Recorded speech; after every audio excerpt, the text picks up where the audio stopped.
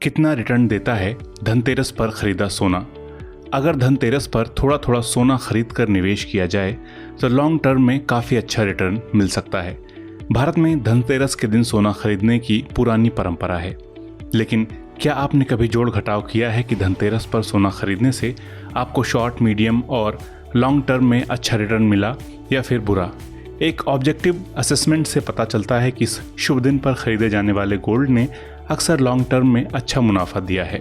India Boolean and jewellers association के secretary Surendra Mehta का मानना है कि अगर सोने को एक दशक तक रखा जाए तो ये काफ़ी अच्छा रिटर्न दे सकता है। 1990 से इसने हर दशक में 10 गुना से ज़्यादा मुनाफा दिया है। अगर आपने 5 साल पहले धनतेरस पर सोने में निवेश किया होता तो 14 अक्टूबर को आपका कुल रिटर्न 70% होता।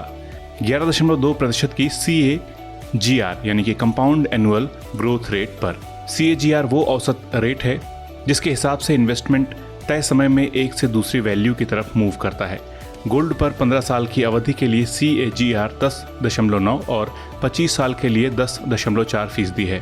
हालांकि 10 साल की अवधि के लिए CAGR थोड़ा कम है, करीब 5%। धनतेरस से ला सकते हैं निवेश पोर्टफोलियो में विविधता।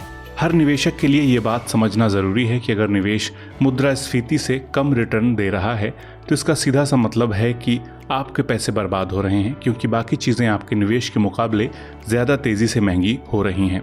सोना महंगाई का मुकाबला करने के लिए जाना जाता है। ऐसे में गोल्ड में निवेश करने से आपके फाइनेंशियल पोर्टफोलियो में संतुलन और स्थिरता आती है।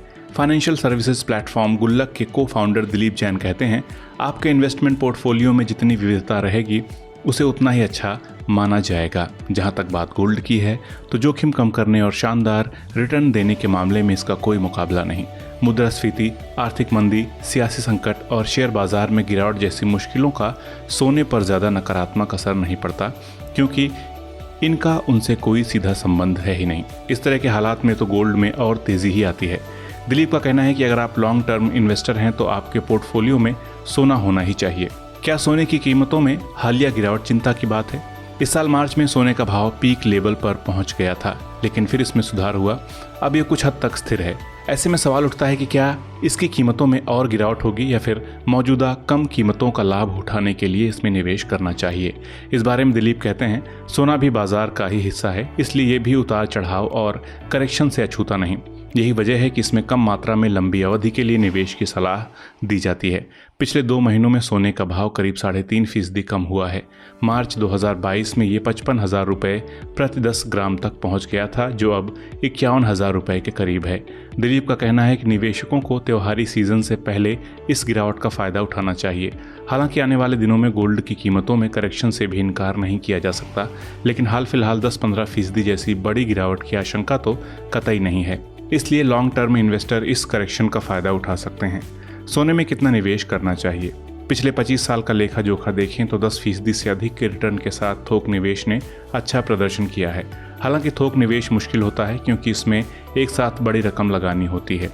लोग बड़ी पूंजी लगाकर रिटर्न के लिए लंबा इंतज़ार करना भी पसंद नहीं करते, इसलिए गोल्ड में थोड़ा थोड़ा करके निवेश करने को ज़्यादा अच्छा विकल्प माना जाता है। हर साल सोने में सिस्टमैटिक इन्वेस्टमेंट करने से अच्छा रिटर्न करने की गुंजाइश बढ़ जाती है।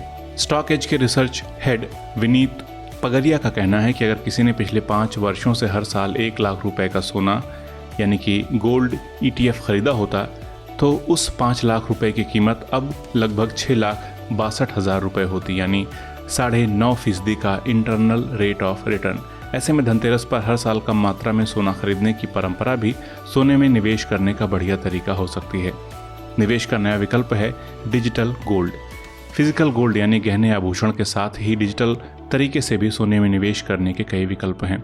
अगर त्योहारी सीजन की बात करें तो इसमें फिजिकल गोल्ड और अन्य वस्तुओं की खरीद को ही शुभ माना जाता है, लेकिन अगर आप दिवाली और धनतेरस से पहले या उसके बाद निवेश करने की योजना बना रहे हैं तो गोल्ड के डिजिटल रूप को भी आजमा सकते हैं। आप सॉवरेन गोल्ड बॉन्ड या फिर गोल्ड ETF को चुन सकते हैं। निवेश के लिए कितना सोना पर्याप्त है? ज़्यादातर मार्केट एक्सपर्ट निवेशकों को अपने पोर्टफोलियो का लगभग 10% सोने में रखने की सलाह देते हैं, लेकिन ये ग्लोबल मैक्रो ट्रेंड और दूसरे निवेशों के प्रदर्शन के हिसाब से ऊपर नीचे जा सकता है। पगरिया कहते हैं, सोने का इस्तेमाल निवेश के जोखिम को कम करने और निवेश में विविधता लाने के लिए किया जाता है। इसलिए मौजूदा वैश्विक हालात में आपके इन्वेस्टमेंट पोर्टफोलियो का कम से कम 10 से 20% हिस्सा गोल्ड होना चाहिए।